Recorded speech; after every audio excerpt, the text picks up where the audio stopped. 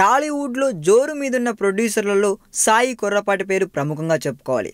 గత కొంతకాలంగా సినిమా వాళ్ళపై ఐటీ శాఖ దాడులు చేసిన వార్తలైతే మనకెక్కడా వినిపించలేదు. గతంలో ఏ కొత్త సినిమా రిలీజ్ అవుతున్నా ఆ మూవీ నిర్మాతల ఇల్లు, ఆఫీసులపై ఐటీ దాడులు జరిగేవి. కొన్నాళ్ళుగా సినిమా రంగాన్ని పెద్దగా పట్టించుకుని ఐటీ శాఖ ఇప్పుడు సాయి కొర్రపాటి ఇల్లు, ఆఫీసులను తనిఖీ చేయడం హాట్ న్యూస్ అయిపోయిందండోయ్. ఈగా ఊహలు గుసగుసలాడే వంటి చిత్రాలతో పాటు రీసెంట్గా మనమంతా, జో అచ్యుతానంద వరకు అనేక మంచి చిత్రాలను తీసిన అనుభవం సాయి కొర్రపాటికి ఉంది. ఇటు నిర్మాతగా బిజీగా ఉంటూనే మరోవైపు డిస్ట్రిబ్యూటర్గాను సత్తా చాటుతున్నాడు.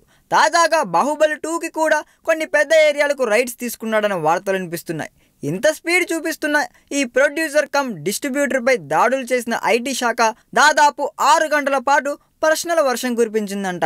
ఆదాయానికి సంబంధించిన మూలాలపైన, అకౌంట్స్లో కనిపిస్తున్న తేడాలపైన ప్రశ్నలు సంధించాలని తెలుస్తుందండోయ్. తన దగ్గరున్న అన్ని రకాల పత్రాలను సాయి కొర్రపాటి సమర్పించగా వీటిలో తేడాలున్నాయో లేదో మాత్రం ఆదాయ పన్ను శాఖ ఇంతవరకు వెల్లడించలేదు.